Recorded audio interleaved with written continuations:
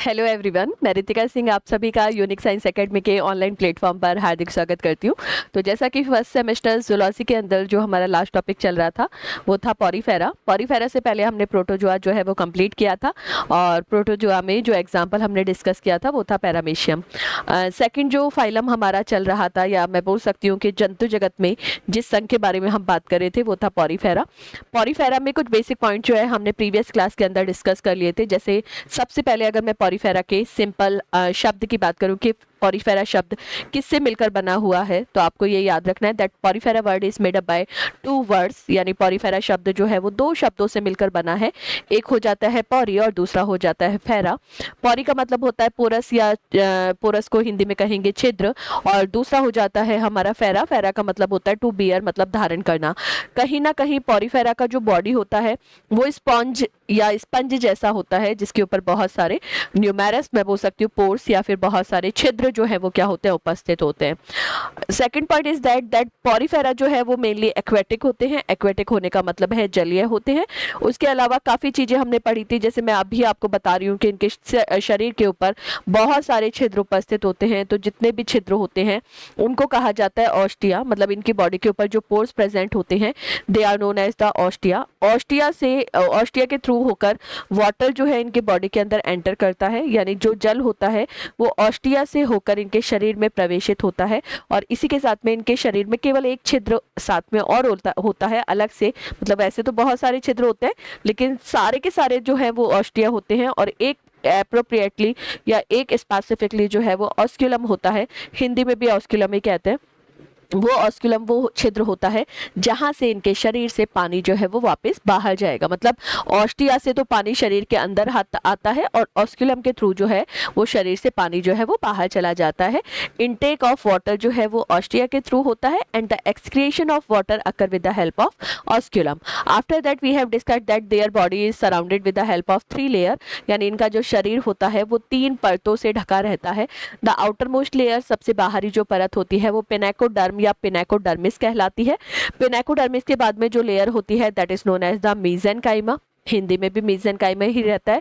और तीसरी जो परत होती है जो सबसे इनर मोस्ट लेयर होती है उसको कहा जाता है कोइनोडर्म। इसके अलावा हमने ये दो चार पॉइंट और डिस्कस किए थे। जैसे अगर मैं इनके बॉडी के अंदर स्केलेटन की बात करती हूँ तो इनके बॉडी में एक्सोस्केलेटन या बाह्य कंकाल जो है वो तो एब्सेंट होता है, बाह्य कंकाल अनुपस्थित होता है, लेकिन इनके शरीर के अंदर अंतः कंकाल जो है वो क्या होता है, प्रेजेंट होता है। यानी exoskeleton is absent but endoskeleton is present and endoskeleton is made up by the spicules और द स्पॉन्जिन, मैं बोल सकती हूँ प्रोटीन्स। मतलब कहीं ना कहीं इनके शरीर का जो अंतः कंकाल होता है वो क्या होता है, स्पॉन्जिन प्रोटीन, और मैं बोल सकती हूँ दूसरा संरचना जिसको हम स्पाइक्यूल्स के नाम से जानते हैं, उस स्पाइक्यूल्स से क्या होता है, बना हुआ होता है। इसके अलावा कुछ पॉइंट और हमने डिस्कस किए थे। जैसे अगर मैं इनके बॉडी की बात करती हूँ तो ये they are eukaryotic organism, eukaryotic जीव होते हैं। उसके अलावा मैं बोल सकती हूँ मल्टी सेलुलर होते हैं, बहुत सारी कोशिकाएं पाई जाती है इनके शरीर के अंदर। Numerous cells are present and you know that इनकी बॉडी की जो सेल्स होती हैं उन्हें सिनोसाइटिक सेल्स या सिनोसाइट्स के नाम से जानते हैं। कोइनोसाइट्स भी बोल देते हैं, सिनोसाइट्स भी बोल देते हैं। तो कोइनोसाइट्स इनकी बॉडी के अंदर कोशिकाएं जो है वो उपस्थित होती हैं, लेकिन इनकी बॉडी की जो सेल्स होती हैं वो प्रॉपरली, मैं बोल सकती हूँ, कंजुगेट होकर टिश्यू या फिर ऑर्गन का फॉर्मेशन नहीं करती। मतलब दे एक्ट इंडिविजुअली, स्वतंत्र रूप से कार्य करती हैं। तो इसी वजह से इनका जो body level of body organisation होता है, यानी इनके शरीर का जो स्तर होता है, संगठन का स्तर, वो कोशिकीय स्तर का होता है, क्योंकि इनके शरीर में अंग या फिर ऊतक जो है वो नहीं पाए जाते। मतलब कोशिकाएं समूहीकृत होकर, यानी सेल्स जो है वो ग्रुप बनाकर ना तो टिश्यू का फॉर्मेशन करती हैं ना ही ऑर्गन का फॉर्मेशन करती हैं। After that if I am talking about the symmetry of their body, अगर मैं इनके शरीर की सममिति की बात करती हूँ तो मैंने आपको पॉइंट लिखाया था कि basically they have the radial symmetry, यानी इनके शरीर का जो सममिति होती है वो अरीय सममिति होती है। अरीय होने का मतलब क्या है कि आप इनकी बॉडी को किसी भी प्लेन से कट करोगे, यानी किसी भी तल से काटोगे तो ये 2 इक्वल हाफ में क्या हो जाएगी, डिवाइड हो जाएगी। तो रेडियल सिमेट्री का मतलब ये है कि आप किसी भी रेडियाई से काटोगे, किसी भी त्रिज्या से काटोगे तो वो 2 भागों में क्या हो जाएगा, बट जाएगा। लेकिन 2 भाग कैसे होंगे, इक्वल होंगे, यानी 2 समान भाग जो है वो बन जाते हैं। लेकिन इसी में हमने ये पढ़ा था कि इसके कुछ मेंबर्स जो होते हैं, मतलब पॉरीफेरा के सब members some members of porifera are asymmetrical, यानी इसके कुछ सदस्य जो है वो हमारे असममित भी होते हैं। असममित होने का मतलब है कोई सिमेट्री नहीं होती, आप उनको कितना ही अच्छे से, कितना ही मेजरमेंट करके दो इक्वल पार्ट में काटने की कोशिश करोगे तो they will not get divided into two equal half. Two half में तो डिवाइड हो सकते हैं बट दो इक्वल हाफ में या टू इक्वल हाफ में डिवाइड नहीं होंगे। तो ये सारी चीजें ऑलमोस्ट हमने लास्ट क्लास के अंदर जो है वो पढ़ ली थी। टॉपिक हमारा सेम चल रहा था, जनरल कैरेक्टरिस्टिक्स ऑफ पॉरीफेरा या फिर पॉरीफेरा के सामान्य लक्षण। उसी में हम नेक्स्ट पॉइंट लिखते हैं। तो पहले तो हेडिंग डाल देंगे सामान्य लक्षण, पहला हेडिंग तो डाल देंगे वही सेम ही है कल वाली, है ना, सामान्य लक्षण। सामान्य लक्षण या फिर इंग्लिश में कहा जाएगा जनरल कैरेक्टरिस्टिक्स।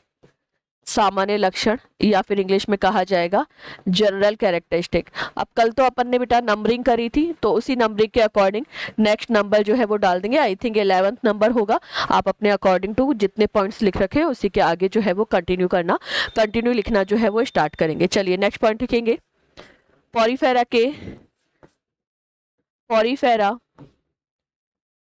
संघ के सदस्यों में, पॉरीफेरा संघ के सदस्यों में पाचन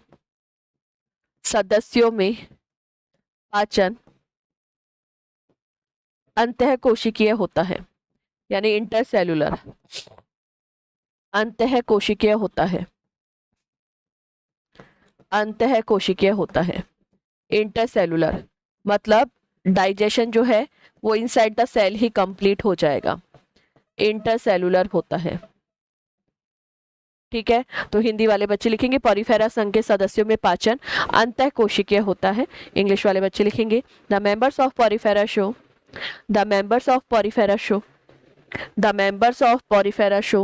intercellular digestion. The members of Porifera show intercellular digestion. Intercellular digestion अंतरकोशिकीय डाइजेशन होता है ना, अंतरकोशिकीय डाइजेशन होता है। इंटरसेलुलर अर्थात हिंदी वाले बच्चे इसी में कंटिन्यू करके लिखेंगे अर्थात पाचन की प्रक्रिया, अर्थात पाचन की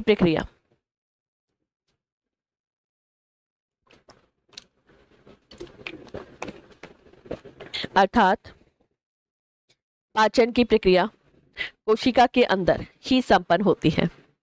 अर्थात पाचन की प्रक्रिया कोशिका के अंदर ही संपन्न होती है, कोशिका के अंदर ही संपन्न होती है।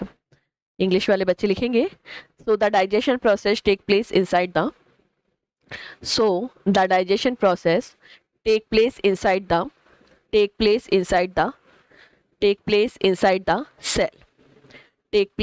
The cell. चलिए नेक्स्ट पॉइंट लिखेंगे।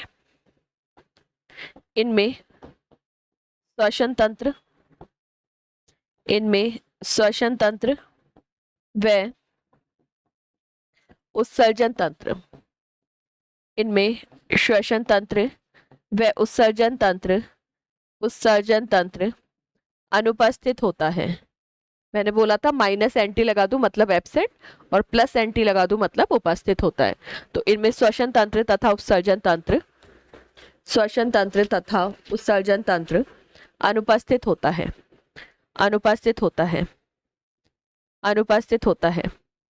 They don't have respiratory and digestive system. They don't have respiratory or digestive system. अब अगर ऑर्गन एब्सेंट है तो लिख लेंगे ये प्रक्रियाएं सामान्यतः मतलब श्वसन और उत्सर्जन की। तो ये श्वसन के लिए लिख लेते पहले। श्वसन प्रक्रिया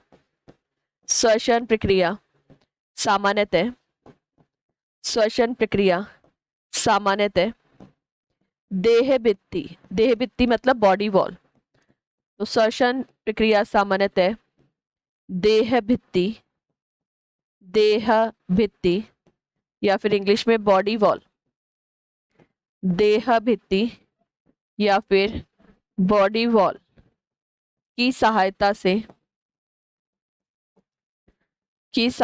से संपन्न होती है। देह भित्ति की सहायता से संपन्न होती है। संपन्न होती है। श्वसन प्रक्रिया सामान्यतः देह भित्ति यानी बॉडी वॉल जो होगी उसी के हेल्प से कंप्लीट हो जाएगी। तो respiration process take place with the help of respiration process take place with the help of respiration process take place with the help of body wall। चलो, ये तो बात कर ली हमने रेस्पिरेशन वगैरह की। अब इसमें नेक्स्ट पॉइंट देख लेते हैं हम जनन की। तो जनन सामान्यतः लैंगिक तथा अलैंगिक तथा लैंगिक, ये लिख लेंगे। जनन सामान्यतः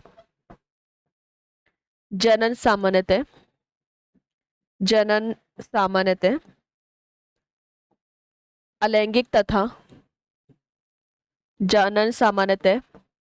अलैंगिक, इंग्लिश में असेक्सुअल, अलैंगिक तथा लैंगिक विधियों के द्वारा संपन्न होता है। अलैंगिक तथा लैंगिक विधियों के द्वारा संपन्न होता है। जनन सामान्यतः अलैंगिक तथा लैंगिक विधियों के द्वारा संपन्न होता है, मतलब अलैंगिक जनन भी मिलेगा इनमें और लैंगिक जनन भी मिलेगा, है ना। तो जनन सामान्यतः अलैंगिक तथा लैंगिक विधियों के द्वारा संपन्न होता है। Reproduction take place with the help of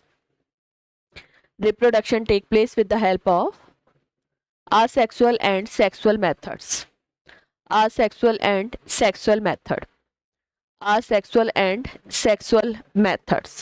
अब देख लेते हैं सेक्सुअल मेथड में कौन कौन से मेथड देखने को मिलते हैं और असेक्सुअल में कौन से मिलते हैं। तो लिखेंगे अलैंगिक जनन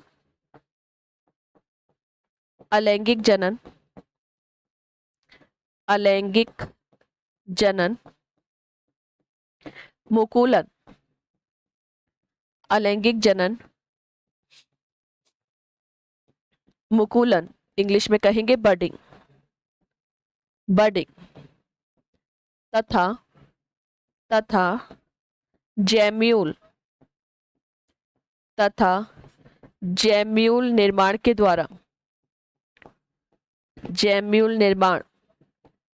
द्वारा संपन्न होता है।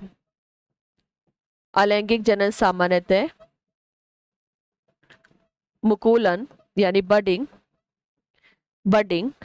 और जैम्यूल निर्माण के द्वारा संपन्न होता है।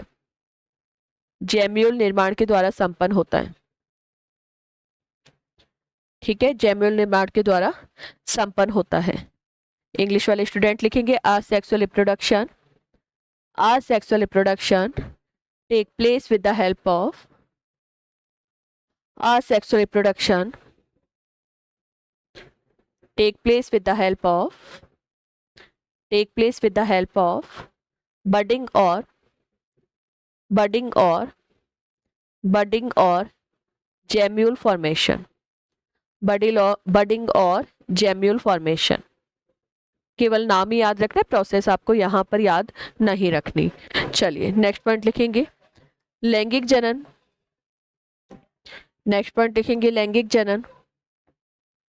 अलैंगिक जनन तो देख लिया, आप लैंगिक जनन देख लेते हैं। तो लैंगिक जनन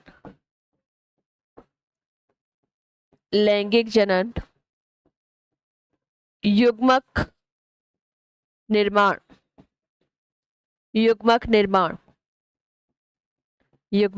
मतलब गैमेट फॉर्मेशन। युग्मक निर्माण या गैमेट फॉर्मेशन की सहायता से संपन्न होता है। लैंगिक जनन युग्मक निर्माण मतलब गैमेट्स बनेंगे, है ना। तो गैमेट निर्माण युग्मक निर्माण की सहायता से संपन्न होता है तथा इनमें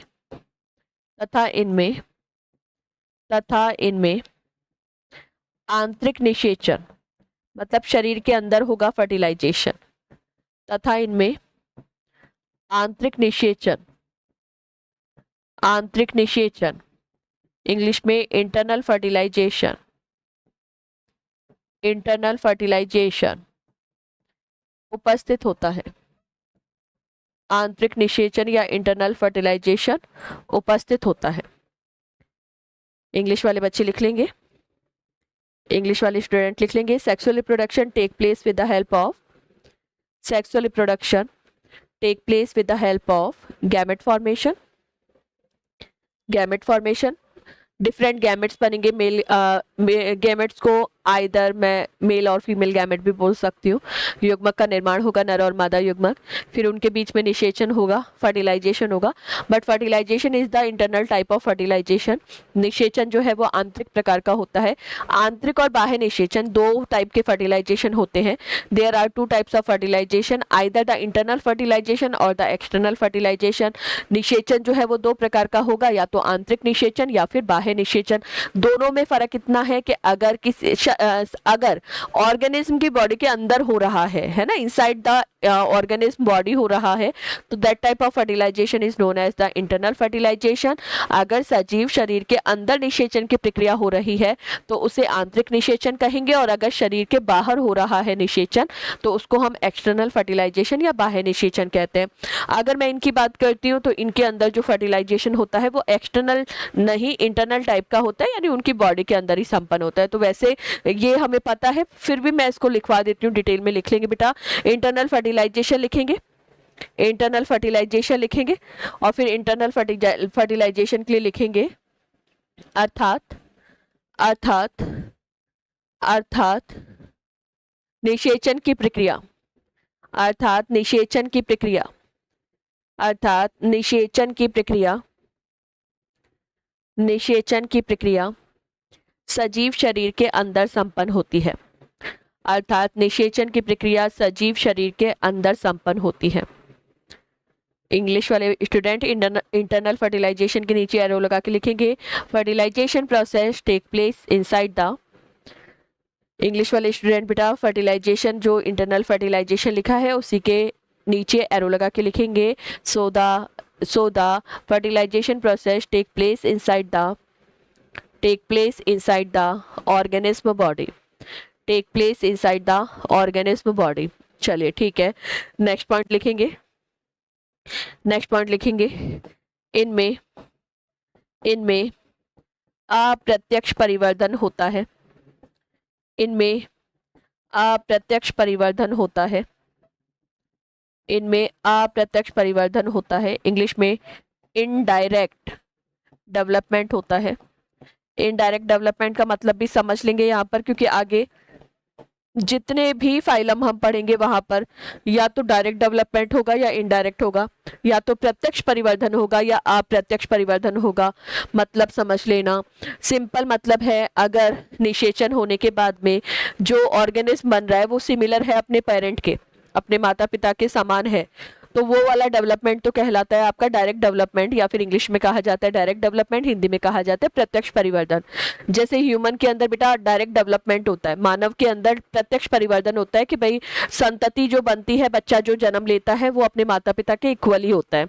लेकिन अगर मान लो बच्चा पहले बच्चा ना बने, उससे पहले लार्वा बन जाए, मतलब ऑर्गेनिज्म जिसे बर्थ दे रहे हैं, जिसे जन्म दे रहे हैं, वो लार्वा कंडीशन होगी, और फिर लार्वा में मेटामॉर्फोसिस होकर कायांतरण होने के बाद में फिर एक जीव का निर्माण हो, तो that type of development is known as the indirect development या फिर अप्रत्यक्ष परिवर्धन। सिंपल ये समझ लेना कि अप्रत्यक्ष परिवर्धन में लार्वा बनेगा पहले, और जो अप्रत्यक्ष परिवर्धन होता है अप्रत्यक्ष परिवर्धन में पहले लार्वा बनेगा और प्रत्यक्ष परिवर्धन में सीधे बच्चे को जन्म दिया जाता है, सिमिलर प्रोजेनी को जन्म दिया जाता है।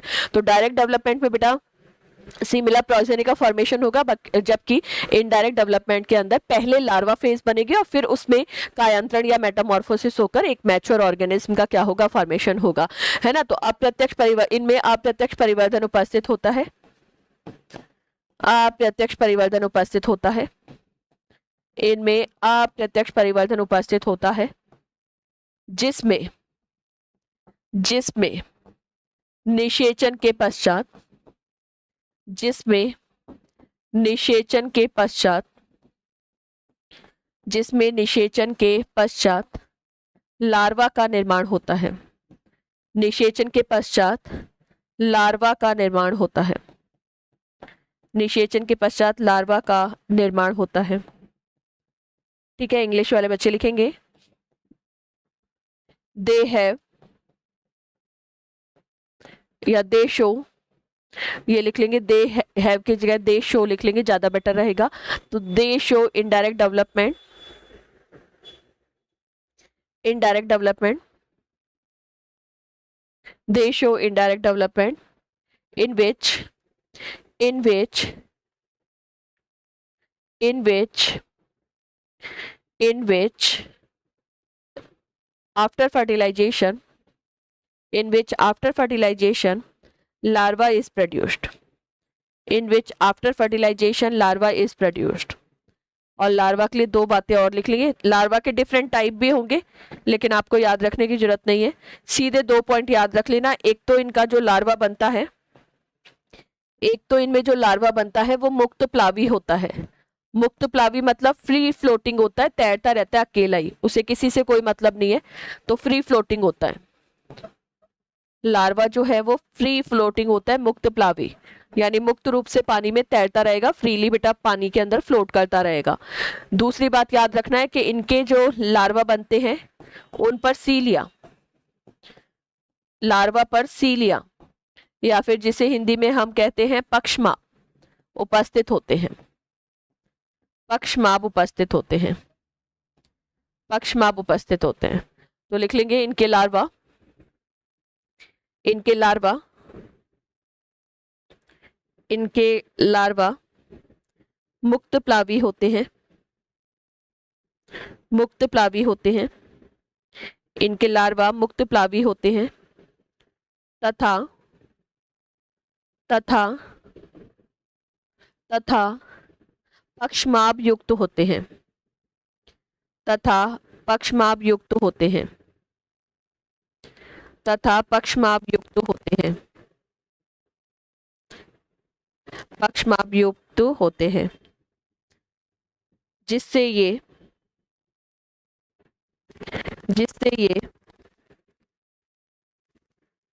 पानी में, जिससे ये पानी में मुक्त रूप से, जिससे ये पानी में मुक्त रूप से, मुक्त रूप से तैरते रहते हैं, मुक्त रूप से तैरते रहते हैं, जिससे ये पानी में मुक्त रूप से तैरते रहते हैं, मुक्त रूप से तैरते रहते हैं। Their larva is free floating, their larva is free floating, their larva is free floating and ciliated, and ciliated, their larva is free floating and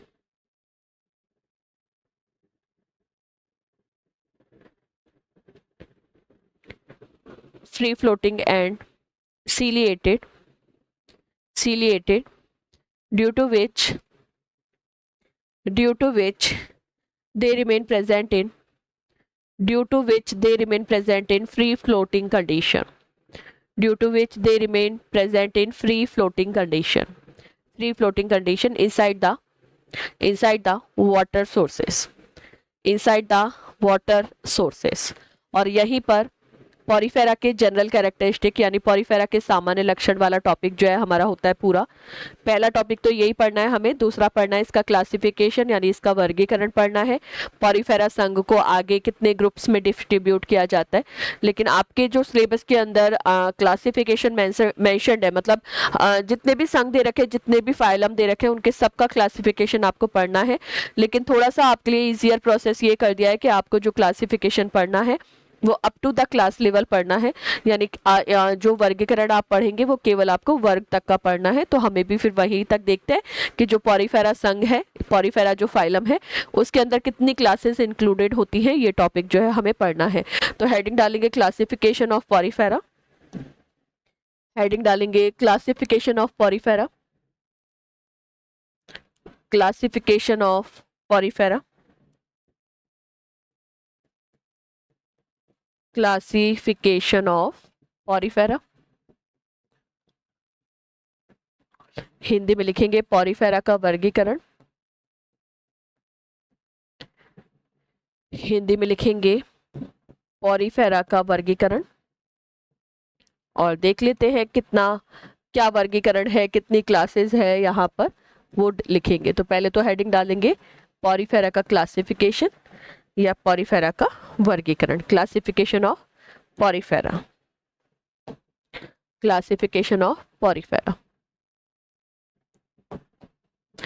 ठीक है, एक बार लिखेंगे, एक बार हेडिंग डालेंगे पॉरीफेरा का क्लासिफिकेशन, क्लासिफिकेशन ऑफ पॉरीफेरा, और 1 minute wait करेंगे बस।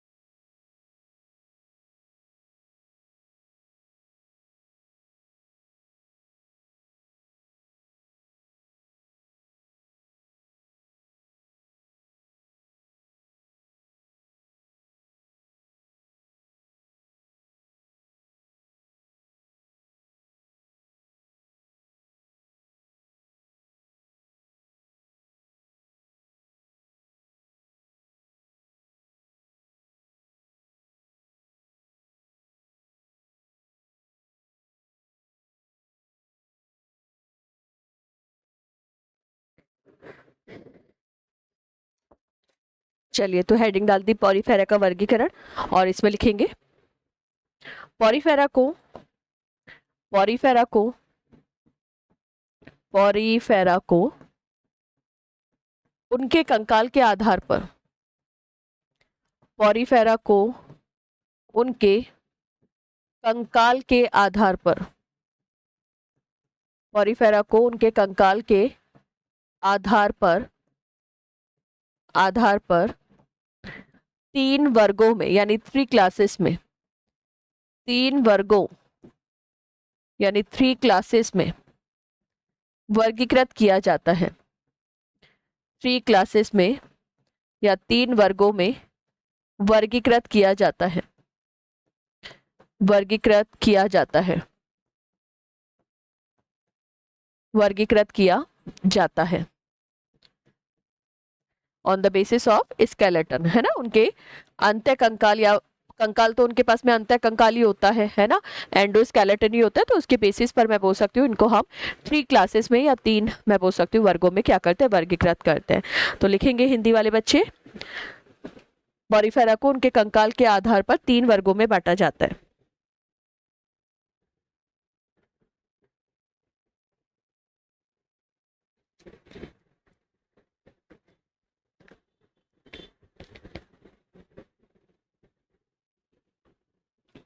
ठीक है, अब 3 क्लासेस कौन सी है, पहले तो केवल नाम लिखना है हमें, है ना।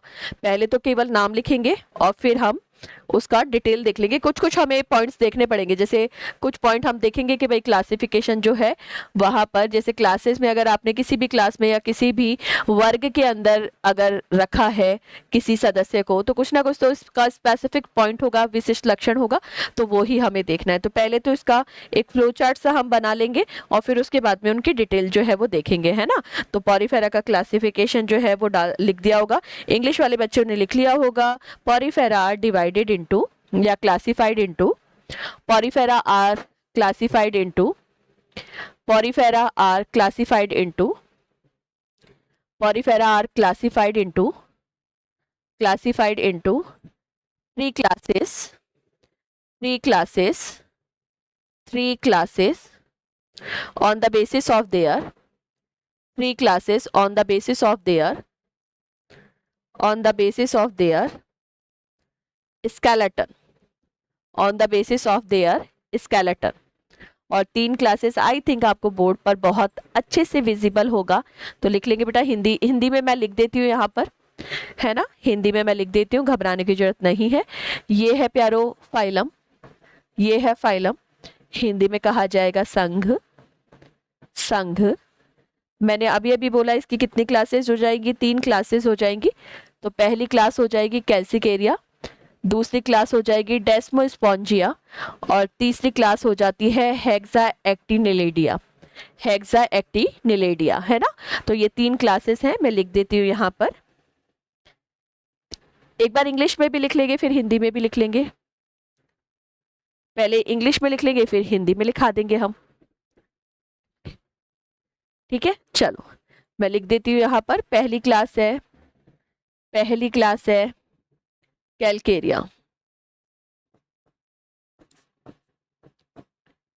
पहली क्लास है कैल्केरिया।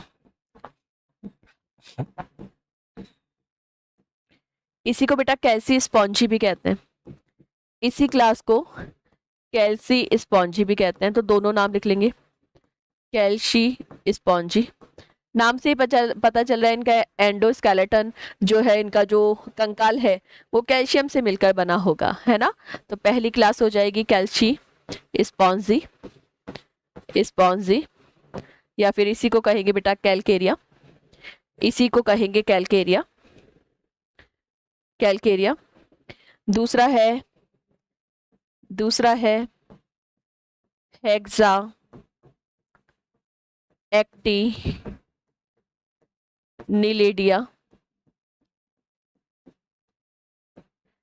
और इसी को बेटा हाइलोस्पोंजिया भी बोलते हैं। इसी को एक बार ये ही हिंदी लिखेंगे, है ना, हेक्सा एक्टिनिलिडिया, हेक्सा एक्टिनिलिडिया, हेक्सा एक्टिनिलिडिया। और मैंने बोला इसी को हम हाइलोस्पोंजिया भी कहते हैं, हाइलोस्पोंजिया भी कहते हैं, हाइलो स्पॉन्जिया।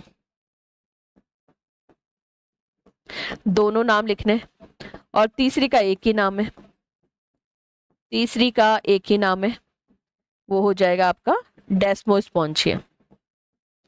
तीसरी का एक ही नाम है और वो मैं यहाँ लिख देती हूँ, ये हो जाएगा डेस्मोस्पोंजिया।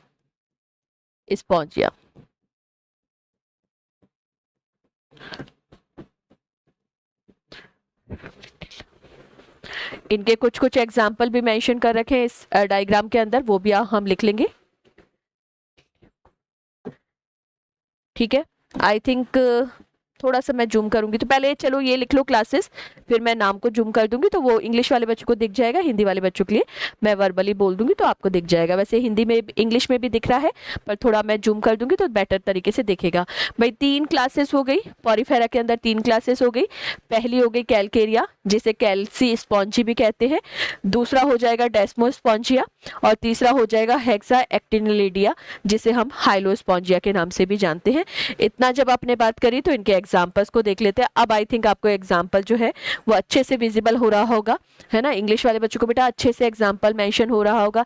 यस, पहला एग्जाम्पल हो जाएगा, पहला एग्जाम्पल हो जाएगा क्लेथिरिना, क्लेथिरिना। सेकंड हो जाएगा ल्यूकोसोलेनिया, सेकंड एग्जाम्पल हो जाएगा ल्यूकोसोलेनिया,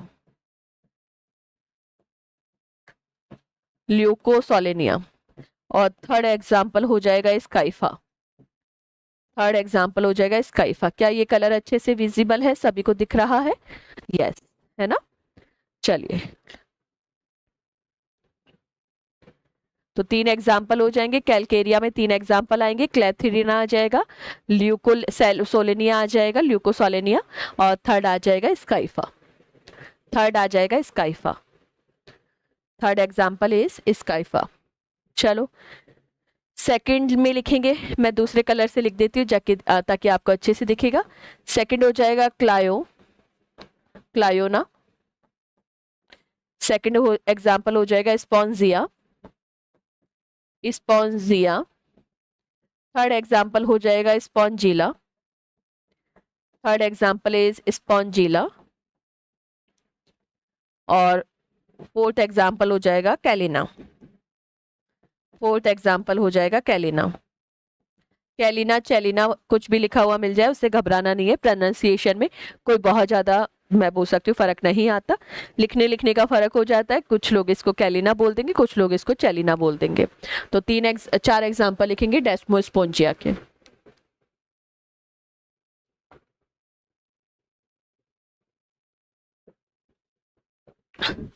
डेस्मोस्पोंजिया के 4 एग्जाम्पल लिखेंगे।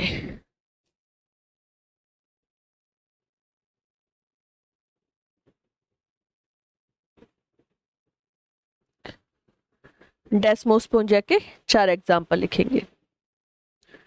और तीसरा हो जाएगा हमारा हेक्सा एक्टिनिलिडा।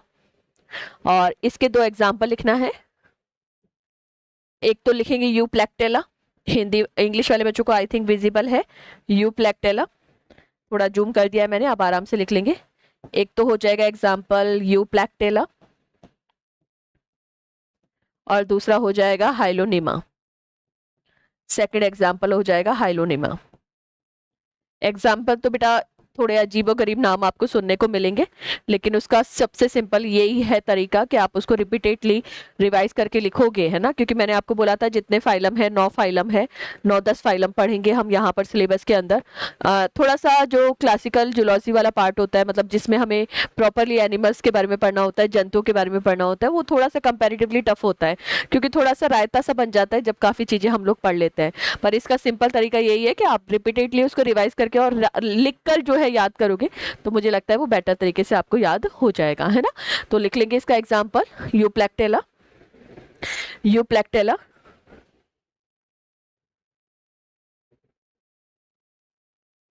यूप्लेक्टेला। और उसी का दूसरा एग्जांपल लिख लेंगे हाइलोनिमा। हाइलोनिमा, हाइलोनिमा। ये तो हो गया बेसिक फीचर, ठीक है, ये तो हो गया बेसिक फीचर। अब इनके कुछ कुछ मैं एग्जाम्पल भी बता देती हूँ। कुछ कुछ एग्जाम्पल जो है वो आपको याद रखने हैं। एग्जाम्पल आपने लिख लिए, कुछ कुछ स्पेसिफिक पॉइंट देख लेते हैं, है ना। कुछ कुछ स्पेसिफिक पॉइंट्स देख लेते हैं जिससे हमें चीजें जो है वो अच्छे से याद रह जाएगी। तो पहला लिखेंगे वर्ग फर्स्ट, नाम है कैलकेरिया। कैलकेरिया या फिर कैल्सी स्पॉन्जिया।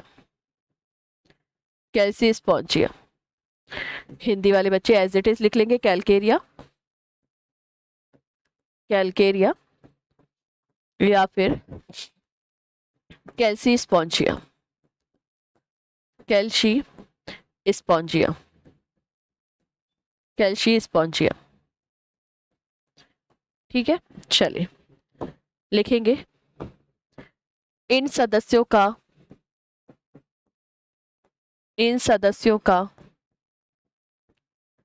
कंकाल, कंकाल इंग्लिश में skeleton.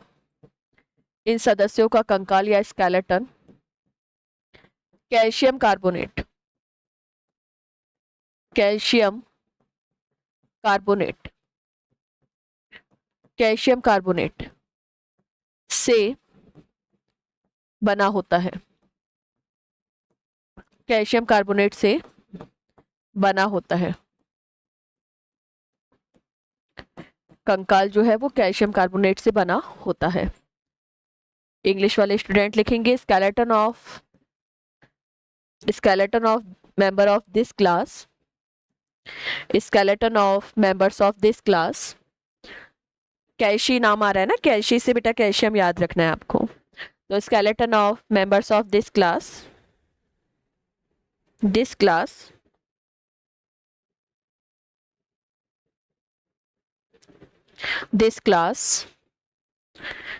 is made up by, skeleton of this class, members of this class is made up by calcium carbonate, made up by calcium carbonate, made up by calcium carbonate, calcium carbonate.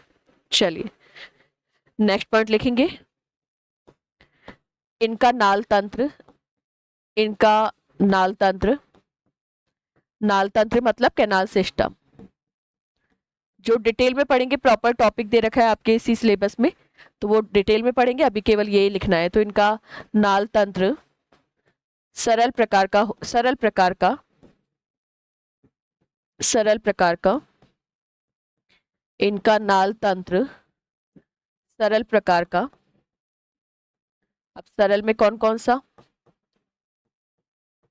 सरल प्रकार का होता है, सरल प्रकार का होता है, इनका नाल तंत्र सरल प्रकार का होता है, कौन कौन सा, या तो एस्कॉन होगा, ये सारे टाइप हम पढ़ेंगे डिटेल में आगे, तो या तो एस्कॉन प्रकार का होगा, एस्कॉन टाइप का होगा,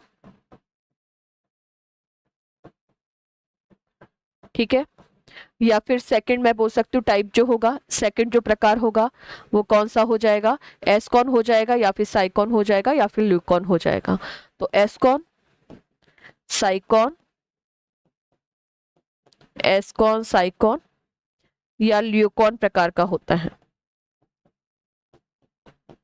ल्यूकॉन प्रकार का होता है,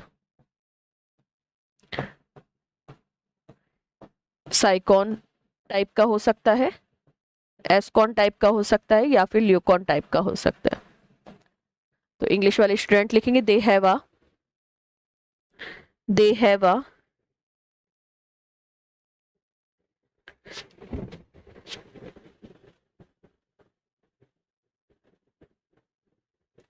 they have a simple type of, they have a simple type of canal system, they have a simple type of canal system,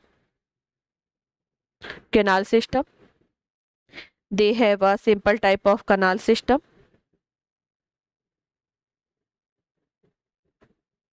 और 3 टाइप लिख लेंगे कैनाल सिस्टम के,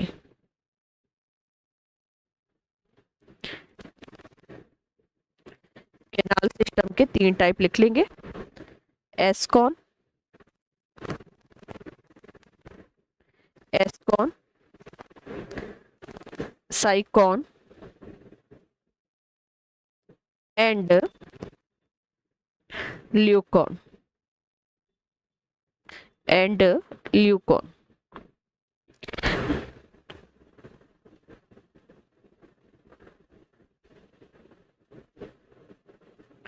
एंड ल्यूकॉन,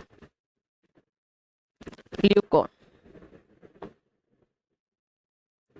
3 टाइप का कैनाल सिस्टम होगा, सिंपल टाइप का होता है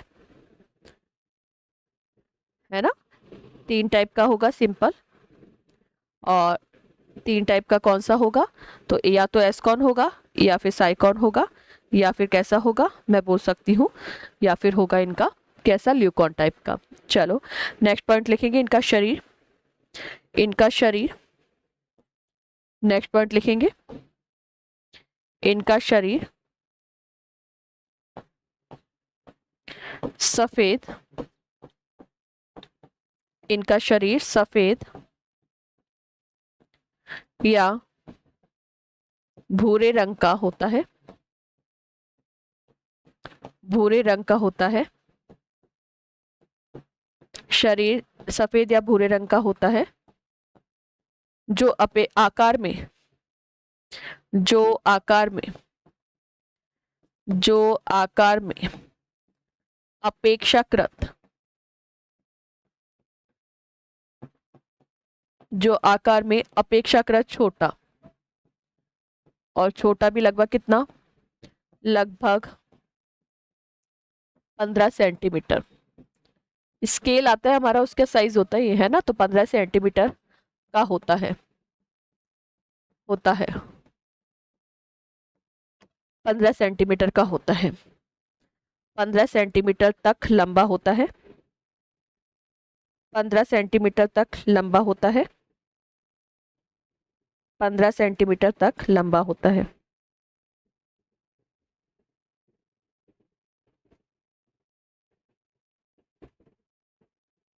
ठीक है, 15 सेंटीमीटर तक लंबा होता है।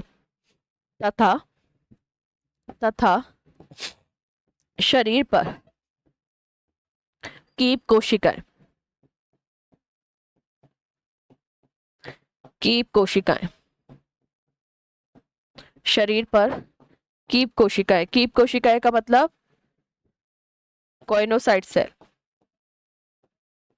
कोइनोसाइट कोशिकाएं, कोइनोसाइट कोशिकाएं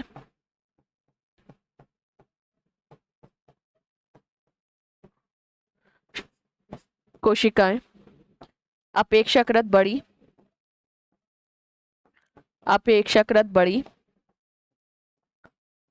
बड़ी व कंटकनुमा, कंटकनुमा मतलब कांटेनुमा, कंटकनुमा या फिर स्पाइन शेप, स्पाइन शेप की होती है, स्पाइन शेप की होती है, स्पाइन शेप की होती है।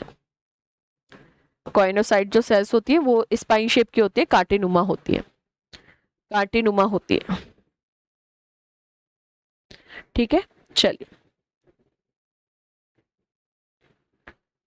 और यहीं पर इंग्लिश वाले स्टूडेंट लिखेंगे देयर बॉडी इज वाइट और brownish in colour, there body is, there body is white, there body is white और brownish in color, their body is white or brownish in color,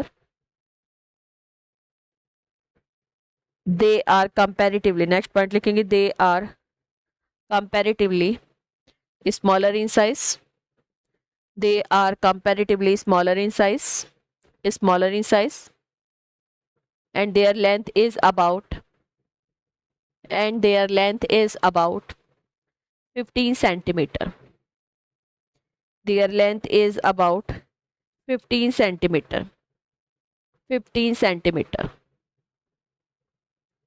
लंबाई जो है वो 15 centimeter होती है। Next point लिखेंगे their body have, their body have comparatively, their body have comparatively, their body have comparatively larger, larger choanocyte cells, larger choanocyte cells, larger choanocyte cells. अंदर की तरफ कल डायग्राम में मैंने बताया था कोइनोसाइट सेल्स, तो larger choanocyte cells which are, which are normally, which are normally कंटकनुमा मतलब स्पाइन शेप की होती है, कांटेनुमा होती है ना, कंटकनुमा मतलब कांटेनुमा होती है, कंटकनुमा मतलब कांटेनुमा होती है। ठीक है, चलो। और एग्जाम्पल तो बेटा वैसे मैंने एग्जाम्पल जो है वो अभी पीछे मैं बोल सकती हूँ मेंशन करवा दिया था,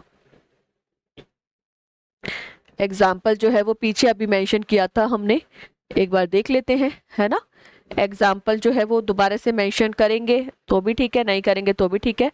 लिख लिया एग्जाम्पल, ल्यूकोसोलेनिया लिख लेंगे एक, तो एग्जाम्पल दोबारा से एक बार ल्यूकोसोलेनिया लिख लेंगे, स्काइफा और साइकॉन और लिख लेंगे, स्काइफा भी लिख लेंगे और एक और एग्जाम्पल मेंशन कर देती हूँ साइकॉन, एक और एग्जाम्पल मेंशन कर लेंगे साइकॉन, एक और एग्जाम्पल मेंशन करेंगे साइकॉन, और ऊपर एक एग्जाम्पल हमें दिख ही रहा है जो है आपका क्लैथेरिना, क्लैथेरिना।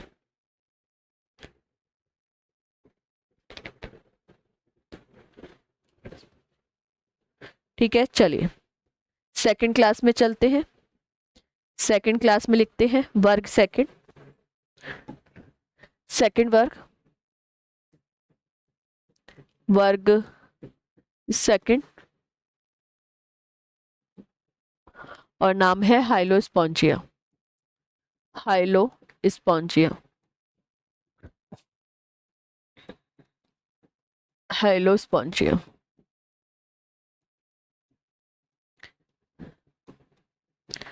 High-low Spongia. इंग्लिश वाले स्टूडेंट एज इट इज लिखेंगे class second, class second, class second high-low Spongia.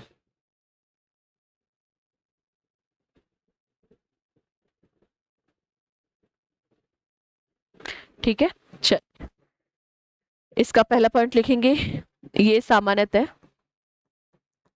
ये सामान्यतः समुद्री यानी मरीन होते हैं। ये सामान्यतः समुद्री या मरीन होते हैं, मतलब समुद्र के जल में उपस्थित होते हैं। ये सामान्यतः समुद्री या मरीन होते हैं। They are commonly marine in nature. They are commonly marine in nature मतलब समुद्र के पानी में ज्यादा पाए जाते हैं। ठीक है, चलिए नेक्स्ट पॉइंट लिखेंगे, इनका कंकाल, इनका कंकाल मतलब स्केलेटन, इनका कंकाल या फिर स्केलेटन पारदर्शी, पारदर्शी इंग्लिश में ट्रांसपेरेंट, ट्रांसपेरेंट, रंगहीन, रंगहीन, कलरलेस, रंगहीन मतलब कलरलेस, कलरलेस, चमकदार, चमकदार, शाइनी, शाइनी, चमकदार होता है शाइनी होता है ना, चमकदार होता है शाइनी होता है। और इनके शरीर के ऊपर सिलिका से युक्त, मैं बोल सकती हूँ, या सिलिका से बनी हुई कॉइनोसाइट सेल्स जो है वो क्या होती है, प्रेजेंट होती है। तो चमकदार होता है, पहले तो यही लिख लो, इनका कंकाल पारदर्शी, रंगहीन, चमकदार, और साथ में लिख लेते हैं चलो सिलिका युक्त, सिलिका युक्त, सिलिका युक्त कॉइनोसाइट कोशिकाओं से,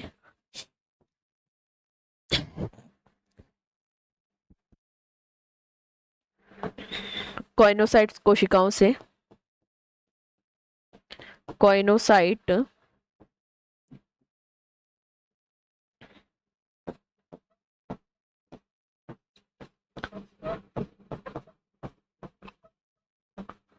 कॉइनोसाइट कोशिकाओं से बना होता है, कॉइनोसाइट कोशिकाओं से बना होता है। Their body is made up by, their skeleton is, directly लिखेंगे इंग्लिश वाले student, their skeleton is transparent, their skeleton is transparent,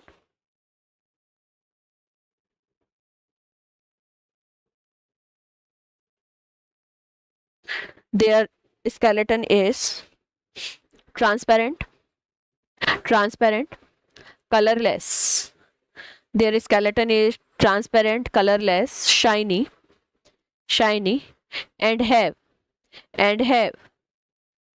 coinocyte cells which are and have coinocyte cells which are made up by silica। पहले वाले में calcium carbonate था, यहाँ पर silica आ गया, तो which is made up bye silica, which is made up bye silica, which is made up bye silica, which is made up bye silica. ठीक है, चलिए नेक्स्ट पॉइंट लिखेंगे, इनके शरीर में जटिल प्रकार की नाल प्रणाली, इनके शरीर में जटिल प्रकार की नाल प्रणाली, जटिल प्रकार की नाल प्रणाली, complex type of canal system, complex type of canal system, complex type of canal system. और कॉम्प्लेक्स कौन, जिसमें आपको एस्कॉन को निकालना है, साइकॉन और ल्यूकॉन को बचाना है ना, ये थोड़ी जटिल प्रणाली होती है। तो साइकॉन, साइकॉन व ल्यूकॉन, साइकॉन व ल्यूकॉन प्रकार की होती है, साइकॉन व ल्यूकॉन प्रकार की होती है। साइकॉन व ल्यूकॉन प्रकार की होती है।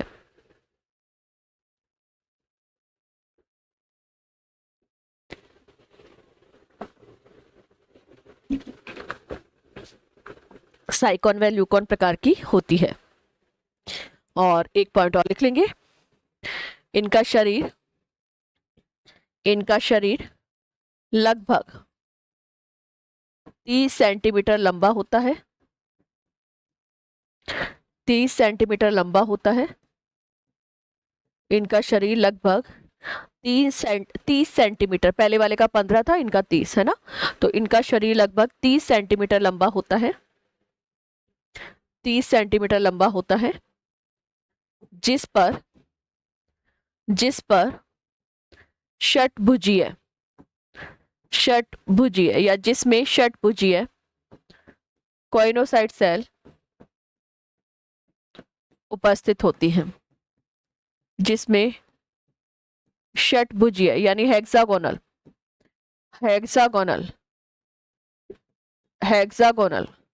कॉइनोसाइट सेल उपस्थित होती है। और हेक्सागोनल शेप तो आपको बहुत अच्छे से पता है केमिस्ट्री में, जो बेंजीन रिंग की शेप होती है दिस टाइप की, ये वाली ना, this type of choanocyte cells present होती है। तो their body have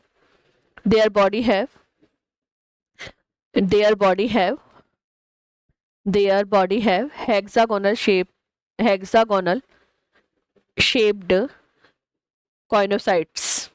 Their body have hexagonal shaped coinocyte. इनके शरीर में षटभुजीय कॉइनोसाइट कोशिकाएं उपस्थित होती हैं। और इतनी जब बात कर ली तो इनका एग्जाम्पल भी आपको पता है अच्छे से। इसका एग्जाम्पल जो है वो लिख लेंगे, एक बार दोबारा से एग्जाम्पल लिख लेंगे ताकि याद रह जाएगा। लिखेंगे यूप्लेक्टेला, एग्जाम्पल लिखेंगे यूप्लेक्टेला, और दूसरा एग्जाम्पल लिखेंगे हाइलोनेमा। एग्जाम्पल 2 बार लिख लेंगे, याद रह जाएंगे हमें चीजें। तो एक तो लिखेंगे यूप्लेक्टेला और दूसरा लिखेंगे हाइलोनेमा।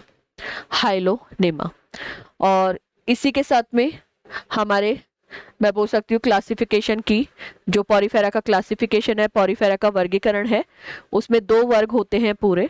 ठीक है, 2 वर्ग हमने पूरे पढ़ लिए। एक कैल्सिकेरिया पढ़ लिया, दूसरा हाइलोस्पॉन्जिया पढ़ लिया। एक रह गया है हमारा एक क्लास रह गई है जिसे हम कहते हैं डेस्मोस्पॉन्जिया, वो पढ़ेंगे नेक्स्ट क्लास के अंदर। अभी के लिए इतना ही। Thank you so much.